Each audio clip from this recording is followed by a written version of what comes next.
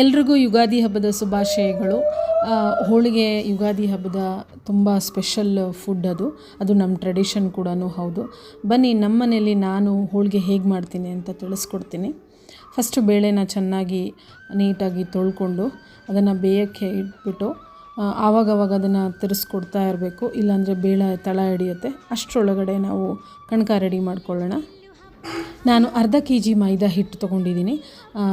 ಅರಿಶಿನ ಬೆರೆಸ್ಕೊಂಡು ಅದಕ್ಕೆ ಚಿಟಿಕೆ ಉಪ್ಪು ಹಾಕ್ಕೊಂಡು ನೀಟಾಗಿ ಮಿಕ್ಸ್ ಮಾಡಿಕೊಂಡು ಸ್ವಲ್ಪನೇ ನೀರು ಹಾಕ್ಕೊಂಡು ಗಟ್ಟಿಯಾಗಿ ಸ್ವಲ್ಪ ಹದವಾಗಿ ಕಲಿಸ್ಕೋಬೇಕು. ಇದನ್ನು ಕಲಗಿಸ್ಕೊಂಡು ಸ್ವಲ್ಪ ಸೆಂಟ್ರಲ್ಲಿ ಎಣ್ಣೆ ಹಾಕ್ಕೊಂಡು ಅದನ್ನು ಲೂಮ್ಸ್ ಇಲ್ಲದೆ ಇರೋ ಥರ ಅದನ್ನು ನಾದ್ಕೊಂಡು ಕಲಿಸ್ಕೊಂಡು ಇಟ್ಕೋಬೇಕು. 1 hour ಆದಮೇಲೆ ಈ ಥರ ಗಟ್ಟಿಯಾಗಿ ಅದು ಬರೋ ಥರ ಅದನ್ನು ನಾದ್ಕೋಬೇಕು.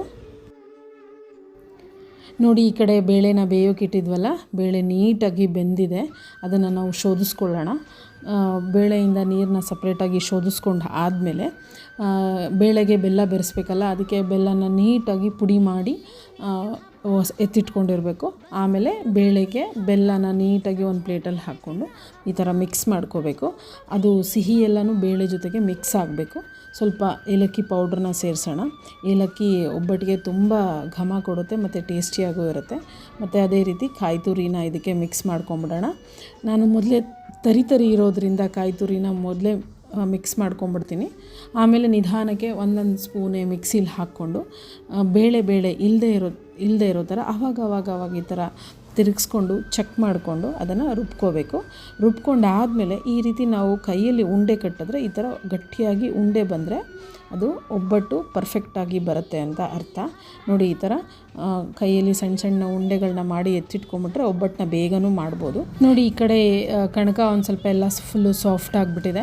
ನಾವು ನೋಡಿ ಹಿಂಗೆ ಮುಟ್ಟು ನೋಡಿದ್ರೆ ಈ ಥರ ಸಾಫ್ಟಾಗಿರುತ್ತೆ. ನಾನು ಯಾವಾಗಲೂ ಒಬ್ಬಟ್ಟು ಮಾಡುವಾಗ ಈ ಥರ ತಿಕ್ ಪ್ಲಾಸ್ಟಿಕ್ ಪೇಪರ್ನ ಯೂಸ್ ಮಾಡ್ತೀನಿ. ಯಾಕೆಂದರೆ ಒಬ್ಬಟ್ಟು ಈಸಿಯಾಗೂ ಬರುತ್ತೆ, ಫಾಸ್ಟಾಗೂ ಆಗುತ್ತೆ. ಯಾಕೆಂದರೆ ನಾನು ಜಾಸ್ತಿ ಕ್ವಾಂಟಿಟಿಯಲ್ಲಿ ಮಾಡೋದ್ರಿಂದ ನನಗೆ ಇದು ತುಂಬಾ ಯೂಸ್ ಆಗುತ್ತೆ. ನೋಡಿ, ಕಣಕ ತುಂಬ ಚೆನ್ನಾಗಿ ಎಳೆ ಎಲ್ಲ ಬಿಟ್ಕೊಂಡಿದೆ.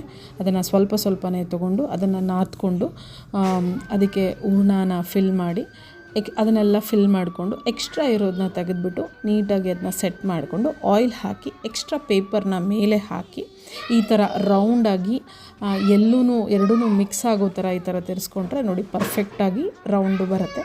ನೀಟಾಗಿ ಪೇಪರಿಂದ ಅದನ್ನು ನಿಧಾನಕ್ಕೆ ತೆಗೆದು ಅಂಚಿನ ಮೇಲೆ ಹಾಕಿದಾಗ ನೋಡಿ ಪರ್ಫೆಕ್ಟು ಹೋಳಿಗೆ ಬರುತ್ತೆ. ತುಂಬ ಚೆನ್ನಾಗಿರುತ್ತೆ. ಉಬ್ಕೊಂಡು ನೀಟಾಗಿ ಚೆನ್ನಾಗಿ ಬರುತ್ತೆ. ನೋಡೋಕ್ಕಂತೂ ತುಂಬಾ ಖುಷಿಯಾಗುತ್ತೆ. ಆವಾಗವಾಗ ಆಯಿಲ್ನ ಸ್ಪ್ರಿಂಕಲ್ ಮಾಡಿ ಸ್ವಲ್ಪ ಅದು ಡ್ರೈನೆಸ್ ಆಗೋಲ್ಲ. ಸೊ ಯಾವಾಗಲೂ ಹೋಳ್ಗೆನ ಪದೇ ತಿರುಗಿಸೋದು ಅದೆಲ್ಲ ಮಾಡಬಾರ್ದು. ಹೋಳ್ಗೆ ಒಡೆದೋಗೋ ಚಾನ್ಸಸ್ ಇರುತ್ತೆ. ಚೆನ್ನಾಗಿ ಬೇಯಿಸ್ಕೊಳ್ಳಿ. ಡ್ರೈನೆಸ್ ಇತ್ತು ಅಂತಂದರೆ ಆಯಿಲ್ನ ಸ್ಪ್ರಿಂಕಲ್ ಮಾಡಿ ಬೇಯಿಸ್ಕೊಳ್ಳಿ. ನೋಡಿ, ರುಚಿಯಾದ ಹೋಳಿಗೆ ರೆಡಿಯಾಗಿದೆ. ಕ್ರಿಸ್ಪಿಯಾಗಿದೆ, ಸಾಫ್ಟಾಗಿದೆ ಮತ್ತು ಬಿಸಿಯಾಗಿ ಹೋಳಿಗೆನ ಸವಿತಾ ಇದ್ದರೆ ಆಹಾ ಅನ್ನಷ್ಟು ಖುಷಿಯಾಗುತ್ತೆ.